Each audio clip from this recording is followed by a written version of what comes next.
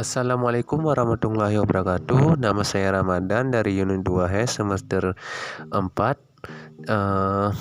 Kali ini saya akan membahas mengenai akuntansi keuangan syariah yang berjudul Akuntansi Penghimpunan Dana yang dibimbing oleh Bu Almira Kemala Ulfa.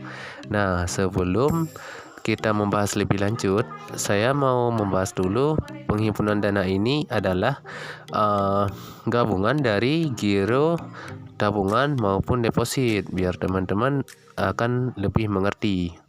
Oke.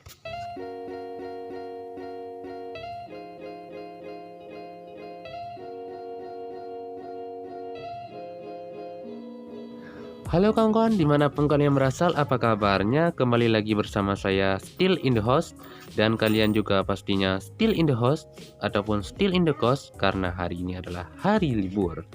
Jadi, tanpa lama-lama, kali ini kita akan membahas mengenai materi akuntansi keuangan syariah yang berjudul Akuntansi Penghimpunan Dana. Sebelum membahasnya lebih lanjut, kita akan membahas dulu mengenai pengertian dari bank. Kenapa harus bank? Karena tanpa bank, akuntansi dan sebagainya tidak akan berjalan. Jadi, bank itu adalah lembaga intermandiri dari orang yang mempunyai dana atau orang yang membutuhkan dana. Jadi, kawan-kawan semua kalau butuh duit, langsung ke bank aja. Ataupun kalau kalian punya duit, kalian bisa simpan di bank dan mengambilnya dalam waktu tertentu. Tapi tanpa banyak berlama-lama lagi, langsung saja kita masuk ke materi utamanya. Nah, sekarang kita masuk ke pendahuluan. Di sini ada penghimpunan dana, syariah terikat, skema transaksi, giro tabungan dan deposito, dan juga ada praktek pengakuan dan pengukuran. Dan halaman selanjutnya ada ketentuan syariah, ada penghimpunan yang dibagi menjadi 3 instrumen, yaitu giro, tabungan, dan juga deposito. Nah, sedikit informasi teman-teman tentang giro, tabungan, dan deposito ini juga digunakan dalam dua perbankan, yaitu perbankan syariah dan juga perbankan konvensional. Tapi dalam prinsip konvensional itu menggunakan yang namanya bunga. Otomatis kawan-kawan harus membayarnya dengan bunga yang ditentukan, tergantung berapa jumlah yang ditentukan, dan juga tergantung banknya juga teman-teman. Sedangkan dalam konsep perbankan syariah ada 3 konsep, yaitu pada giro itu menggunakan akad mudharabah dan juga wadiah. Sedangkan pada tabungan itu menggunakan mudharabah dan wadiah. Pada deposito itu cuma menggunakan mudharabah. Mungkin teman-teman belum tahu apa yang dimaksud dengan mudharabah dan juga wadiah. Mudharabah itu adalah akad fungsi dagang. Contohnya nih teman-teman, seperti saya misalnya punya uang nih 1 juta, dan kalian punya tenaga buat bekerja untuk saya. Tentu saja saya akan memberikan uang 1 juta tersebut buat kalian sebagai hasilnya. Begitupun dengan sistem yang digunakan oleh bank syariah. Bank syariah punya tenaga kerja untuk bekerja buat kita, mau itu menyimpan duit, entah ngutang atau sebagainya, entah kredit, itu kan teman-teman. Sedangkan kita punya dana untuk menginvestigasikannya. Nah, investigasikannya kan kita harus memberikan mudharabahnya kepada bank tersebut untuk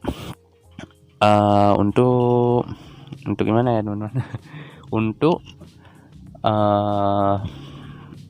untuk bagi hasil gitu teman-teman. Dan pada akhirnya juga akan ada bagi hasil antara kedua pihak, yaitu kita dan juga bank syariah tersebut. Terus bedanya sama wadiah itu apa? Nah, wadiah itu hanya titipan saja teman-teman. Misalnya saya titip uang 1 juta. Nah, itu kan buat teman-teman. Nah, teman-teman harus mengembalikannya dengan 1 juta juga. Begitu pula dengan bank syariah. Misalnya saya menitipkan 1 juta. Nah, hal tersebut harus dikembalikannya juga dengan 1 juta, tidak boleh kurang maupun lebih teman-teman. Nah, seperti itu. Nah, masuk ke halaman selanjutnya yaitu tentang tabungan. Berdasarkan Undang-Undang Nomor 10 Tahun 1998, ada perbankan, ada praktik perbankan syariah, dan juga skema tabungan mudharabah. Nah, mengenai akuntansi tabungan mudharabah itu diatur oleh PSAK nomor 105 dan juga PSAK nomor 105 paragraf 25. Di bawahnya ada juga sirka temporer. Akuntansi mudharabah khususnya yang terkait dengan akuntansi untuk pengelola dana itu berarti akuntansi perbankan tentang mudharabah tersebut, teman-teman. Yang tadi itu udah bahas juga kan, teman-teman. Nah, tabungan mudharabah adalah tabungan yang mendapatkan bagi hasil. Tapi di dalam tabungan mudharabah dia mendapatkan bagi hasil tapi ada administrasinya, teman-teman. Nah, keuntungan dari tabungan ini, teman-teman ya. Tabungan ini, teman-teman, itu teman-teman bisa ambil kapanpun yang teman-teman mau, entah itu sekarang ataupun besok ataupun lusa, seperti itu, teman-teman. Tapi kalau deposito mudharabah itu, teman-teman ya, ada temponya, teman-teman, entah itu 1 bulan, 2 bulan, 3 bulan, 4 bulan, 1 tahun, 2 tahun, 3 tahun, dan seterusnya. Tapi meskipun begitu, keuntungan dari deposito mudharabah itu imbal hasil, teman-teman, yang lebih tinggi. Dia lebih tinggi hasilnya. Meskipun lama ini, teman-teman, kadang kan temponya bisa 5 tahun.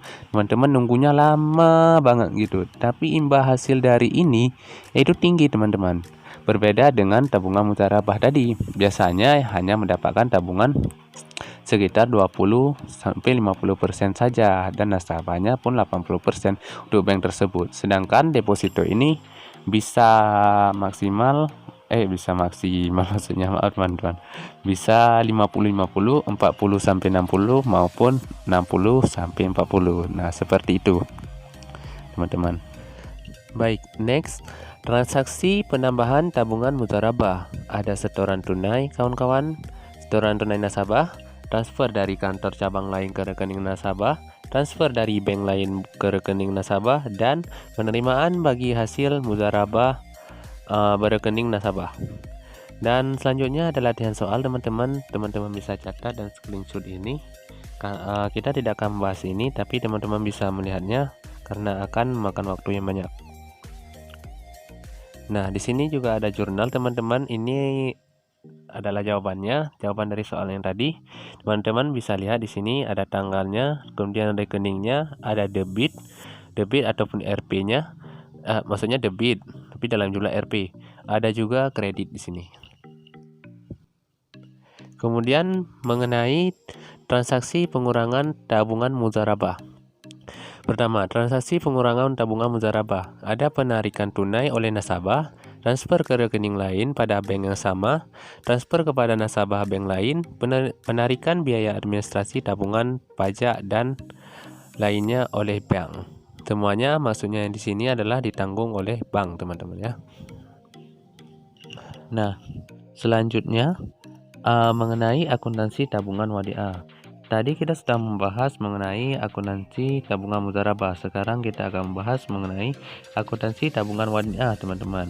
Nah, bagaimana yang dimaksud dengan akuntansi tabungan wadiah? Jika perbedaannya, jika tabungan mudharabah ada bagi hasilnya, maka tabungan wadiah teman-teman hanya nitip saja. Nah, di sini ada tabungan mudharabah. Ada perbedaannya, intensi yang diterima oleh nasabah, kemudian ada juga pihak ketiga. Secara periodik, tingkat keuntungan bank syariah. Nah, seperti catatan berikut ini, teman-teman. Pada tanggal 5 Maret 20 XA, anggapannya ini 2020 ya, teman-teman. Kita bilang seperti ini. Pada tanggal 5 Maret 2020, Hania nasabah wadiah Bank Peduli BPS, Bank Peduli Syariah, anggap saja BPS, menerima bonus wadiah sebesar 20.000. Maka jurnalnya ada sebagai berikut. Nah, ini jurnalnya, ada tanggal, ada rekening, debit, dan juga kreditnya, teman-teman. Next, selanjutnya kita akan membahas giro. Nah, teman-teman, tadi kita telah membahas tabungan, sekarang kita bahasnya giro. Jadi, giro ini adalah simpanan yang penarikannya dapat dilakukan setiap saat dengan menggunakan cek, biljet, giro, sarana perintah pembayaran lainnya, atau dengan pemindah bukuan. Nah, maksudnya di sini adalah teman-teman bisa menarik uang teman-teman dari bank syariah sesuka teman, sesuka teman ataupun kapan saja yang teman mau. Nah, tapi ada syaratnya. Teman-teman harus menggunakan cek, biljet, giro, sarana pemerintah pembayaran lainnya sebagai di bawahnya gitu, teman-teman. Nah, gimana teman-teman kalau tidak punya itu? Ya, teman-teman tidak bisa menariknya lah kan, tidak memenuhi syarat, teman-teman. Nah, seperti itu. Kemudian di sini ada mekanisme giro. Jadi mekanisme giro ini masih dibagi sama dua, yaitu masih menggunakan konsep wadiah dan mudharabah, teman-teman, seperti tabungan tadi. Kemudian ada praktik perbankan dan juga ada giro wadiah. Nah, di sini giro wadiah. Giro wadiah adalah giro yang harus mengikuti fatwa DSN tentang wadiah. Nah, apa saja akad wadiah, teman-teman? Akad wadiah dibagi dengan dua, yaitu akad penitipan dana dan juga penitip si penitip dana tersebut. Kemudian ada juga transaksi giro wadiah, yaitu nasabah sebagai penitipnya dan juga bank sebagai titipannya, gitu, teman-teman. Nah, selanjutnya di sini teman-teman ada transaksi penambahan rekening giro wadiah yang dilakukan dengan 4 cara. Pertama, penyetoran tunainya, kemudian ada transfer dari tabungan maupun giro cabang lain dari bank yang sama. Penerimaan cek dari nasabah bank lain yang diuangkan oleh nasabah suatu pihak. Dan juga ada penerimaan bonus giro wadiah dari bank syariah tersebut. Nah, seperti itu. Nah, di sini ada transaksi penambahan rekening giro wadiah, teman-teman ya. Dan ini merupakan catatan dari penambahan rekening giro wadiah tersebut. Nah, dilakukan pada tanggal 1 Maret. Teman-teman bisa lihat di paragraf pertama, kan pada 1 Maret, yaitu Bank Murni Syariah atau BNS cabang Yogyakarta menerima setoran tunai pembukuan giro wadiah atas nama Tarik. Jadi si Tarik ini adalah orang yang melakukan transaksi penambahan rekening ke gironya gitu, teman-teman, yaitu sebesar 35 juta. Kemudian teman-teman bisa membacanya di bawah lagi sebagai catatannya, teman-teman ya. Dan ini adalah jurnal yang tadi depan, dan tadi yang detailnya tadi, maksudnya yang contoh tadi ya teman-teman, ini adalah jurnal si Tarik tersebut, teman-teman. Teman-teman bisa baca sini. Oke. Kemudian ada juga di sini, teman-teman, ada transaksi pengurangan giro wadiah. Yang tadi adalah penambahannya, sekarang adalah pengurangannya.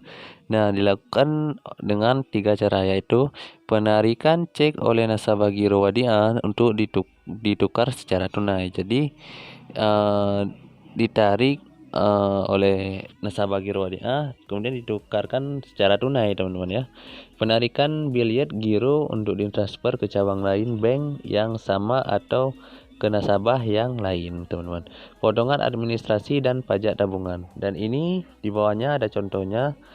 Nah, contohnya seperti tadi ya, teman-teman. Kemudian ini berbeda sedikit ya. Teman-teman bisa baca sekali lagi gitu sebagai contohnya, teman-teman. Nah, kemudian ini adalah jurnal dari contoh tersebut. Kemudian di sini ada giro mudharabah ya, teman-teman, yang artinya di sini adalah instrumen penghimpunan dana melalui produk giro. Kemudian di sini ada akad mudharabah dan juga ada pihak penanam dana dari pengelola dana itu sendiri, teman-teman. Kemudian akuntansi giro mudharabah dan juga akuntansi giro wadiah itu intensif yang diterima oleh nasabah. Jadi dari kedua yang hal tersebut itu intensif diterimanya oleh nasabah itu sendiri ya, teman-teman. Mau itu akuntansi giro mudharabah ataupun akuntansi giro wadiah. Nah, seperti itu.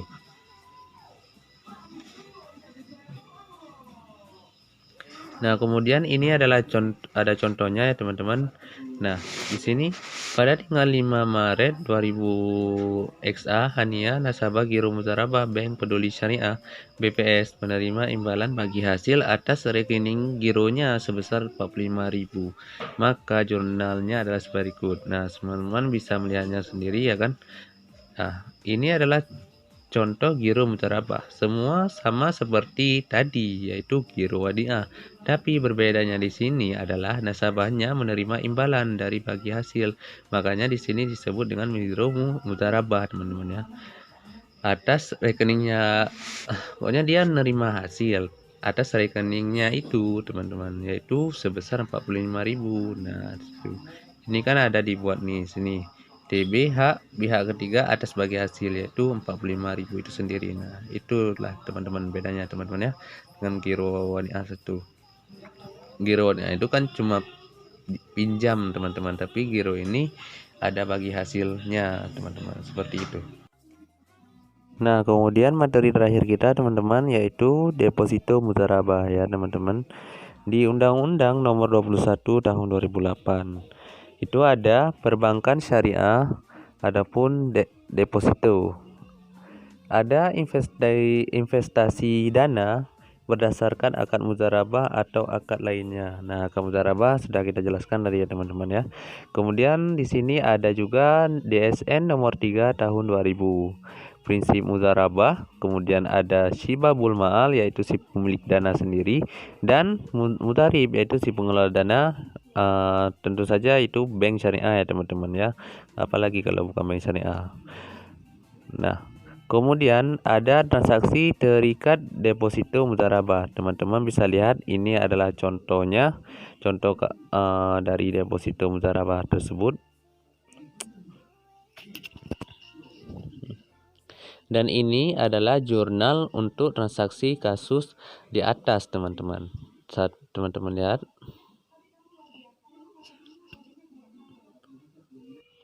Baik, itulah materi yang dapat saya sampaikan hari ini.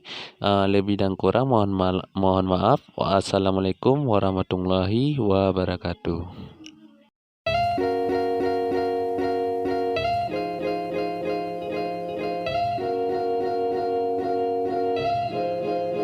Mungkin seperti itu yang pembahasan yang saya sampaikan hari ini. Jadi saya berharap kawan-kawan bisa mengerti dengan apa yang bisa saya sampaikan hari ini, dan kawan-kawan mendapatkan ilmu yang bermanfaat untuk hari ini. Nah, sebelumnya saya memohon untuk benar-benar meminta maaf jika apa yang saya jelaskan itu sangat membagongkan buat Anda semua. Tapi yang namanya belajar itulah proses ya, teman-teman. Jadi saya untuk menyarankan untuk teman-teman agar kita mendiskusikannya kembali lewat pertanyaan ataupun tanya jawab. Jadi saya sarankan untuk teman-teman silakan bertanya jika teman-teman ingin bertanya. Oke. Dan kita akan mendiskusikannya kembali. Oke, teman-teman. Oke. Sekian dari saya. Terima kasih. Assalamualaikum warahmatullahi wabarakatuh.